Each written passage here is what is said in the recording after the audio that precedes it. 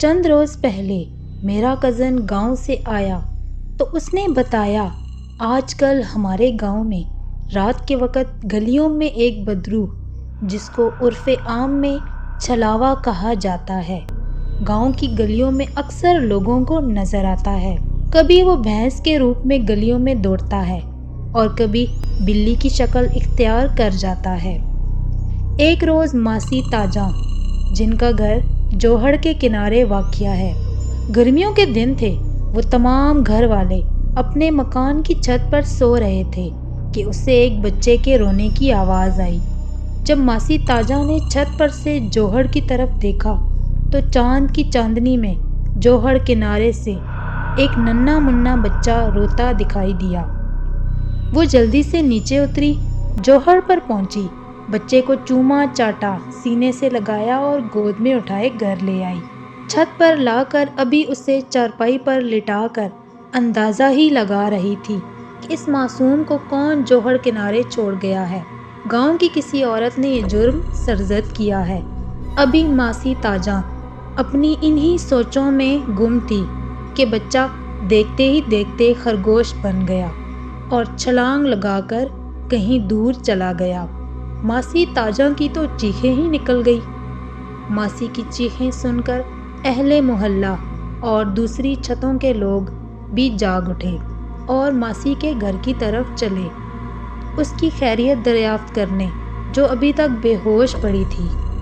رات کا پچھلا پہر تھا جب ماسی تاجاں کو ہوش آیا۔ محلے کے مولوی صاحب آیات پڑھ پڑھ کر پھونک رہے تھے۔ جب ماسی کے ہوش و حواس بحال ہوئے تو اس کے چہرے پر خوف طاری تھا۔ بہت سے لوگ پاس بیٹھے تھے۔ اچانک سامنے والی دیوار پر بلی نمودار ہوئی۔ ماسی کی نظر جیسے ہی اس پر پڑی، ماسی کی چیخ نکل گئی اور وہ دوبارہ بے ہوش ہو گئی۔ سب لوگ حیران تھے، کسی کی سمجھ میں کچھ بھی نہیں آ رہا تھا کہ آخر ماجرا کیا ہے۔ ماسی نے کیا دیکھا ہے کہ وہ ہوش کھو بیٹھی ہے۔ 3 دن تک یہی سلسلہ چلتا رہا، کبھی کوئی عامل تو کبھی کوئی عامل آتا۔ زیادہ تر لوگ مختلف قسم کی ڈیمانڈز ہی کرتے رہے کہ یہ چیز لاؤ، فلاں چیز لاؤ۔ ایک روز گاؤں میں مولوی فضل اللہ صاحب کسی کے گھر مہمان آئے ہوئے تھے۔ ان کو جب اس واقعے کا علم ہوا تو انہوں نے گھر والوں کو بولا کہ مجھے تاجاں کے گھر لے چلو، آخر دیکھیں تو صحیح کہ ماجرا کیا ہے۔ جب وہ گھر آئے تو تب ماسی تاجاں اپنے ہوش و حواس میں تھی۔ اس نے مولوی صاحب کو سارا واقعہ سنایا۔ مولوی صاحب کے دوبارہ پوچھنے پر ماسی تاجاں نے بتایا کہ ایک دفعہ اس کے خاوند نے بدروحوں کو گالیاں دی تھی۔ اس کے تھوڑے ہی عرصے بعد اس کا خاوند کھیتوں میں کام کر رہا تھا کہ اچانک ہی وہ ڈر کر بھاگنے لگا۔ میں تب اس کے لیے صبح کا ناشتہ لے کر گئی ہوئی تھی۔ میرا خاوند صبح سویرے گھر سے نکل جاتا اور میں اس کے لیے کھانا ناشتہ وغیرہ لے کر جاتی۔ اس روز بھی حسب معمول میں ناشتہ لے کر گئی۔ گرمی کا موسم تھا۔ میں جا کر ایک درخت کی چھاؤں میں بیٹھ گئی۔ تب میرا خاوند ہل چلا رہا تھا۔ ہل چلاتے چلاتے جب وہ میرے قریب سے گزرا تو میں نے کہا، آ جاؤ، پہلے ناشتہ کر لو، باقی کا کام بعد میں کر لینا۔ مگر اس نے مجھ سے کہا کہ آخری چکر لگا کر آتا ہوں۔ گرمی بہت ہے، اگر ایک دفعہ بیٹھ گیا تو دوبارہ کام کرنے کا دل نہیں کرے گا۔ میں نے کہا ٹھیک ہے۔ بیل بھی گرمی سے ہانک رہا تھا۔ اس بے زبان کو بھی پیاس کا احساس ستا رہا تھا۔ چند لمحوں بعد میں نے دیکھا کہ میرا خاوند چیختا چلاتا کھیتوں میں بھاگ رہا ہے اور اس کا بیل اس کے پیچھے پیچھے بھاگ رہا ہے۔ ماسی تاجاں ابھی یہ بات بتا ہی رہی تھی کہ وہ مولوی صاحب کے سامنے ہی پھر سے بے ہوش ہو گئی۔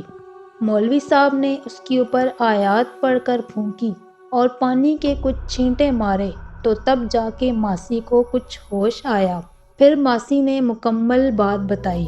پھر ماسی نے بتایا کہ میں حیران اور پریشان ہو گئی کہ بیل کا سائز 2 گنا بڑھ چکا تھا اور وہ میرے خاوند کو کاٹنے کو دوڑ رہا تھا، اور پھر دیکھتے ہی دیکھتے اس نے ایسی ٹکر ماری کہ میرا خاوند دوسری سانس بھی نہ لے پایا اور کئی فٹ دور جا گرا۔ میں نے چیخنا چلانا شروع کر دیا اور بے ہوش ہو گئی۔ دوسرے کھیتوں میں موجود لوگوں نے سنا تو وہ بھاگتے آئے اور مجھے اور میرے خاوند کی لاش کو گھر تک پہنچایا۔ حیرانگی والی بات یہ تھی کہ جب لوگوں نے آ کر مجھے ہوش میں لایا تو ہمارا بیل وہ بالکل اپنی نارمل حالت میں تھا اور پسینے میں شرابور کھڑا تھا۔ تب سے مجھے یقین ہے کہ میرے خاوند کو کسی بدروح نے ہی مارا تھا۔ یہ راز آج میں نے آپ کے سامنے کھولا ہے، کیونکہ میں اگر کسی کو بتاتی تو شاید کوئی بھی میری بات کا یقین نہ کرتا، اور اب جب اتنے سالوں بعد میرے ساتھ یہ واقعہ پیش آیا ہے تو میں سب سے زیادہ خوفزدہ ہوں۔ خدا کے لیے مجھے بچا لیجئے مولوی صاحب، ورنہ وہ بدروح مجھے بھی مار ڈالے گی۔ میرے چھوٹے چھوٹے بچے ہیں، ان کو کون سنبھالے گا؟ خدا کے لیے مجھے بچا لیجئے۔ میری جو تھوڑی سی زمین ہے میں وہ بیچ کر آپ کی فیس ادا کر دوں گی، مگر مجھے اس ناگہانی آفت سے بچا لیجئے۔ مولوی فضل اللہ ایک خدا ترس انسان تھے۔ انہوں نے ماسی کو سمجھایا کہ آپ بالکل پریشان نہ ہوں، خدا بہتر کرے گا۔ آپ اپنے اللہ پر بھروسہ رکھیں اور 5 وقت کی نماز باقاعدگی سے ادا کیا کریں۔ ماسی نے شرمندگی سے بتایا کہ ایک عرصہ ہو گیا ہے، نہ تو اس نے کبھی نماز پڑھی ہے اور نہ ہی کبھی قرآن پاک کھولا ہے۔ مولوی صاحب نے ماسی کو راہ راست دکھائی اور جعلی عاملوں سے بچنے کی تلقین کی، اور ماسی تاجہ نے قرآن اور نماز کو اپنا معمول بنا لیا۔ اس دن کے بعد سے آج تک کبھی کوئی ایسا واقعہ پیش نہ آیا۔ اب ماسی تاجہ بہت بوڑھی ہو چکی ہے، مگر وہ کہتی ہے کہ آج بھی جب ماضی کو یاد کرتی ہوں تو رونگٹے کھڑے ہو جاتے ہیں۔ خدا ہم سب کو اپنی حفظ و امان میں رکھے۔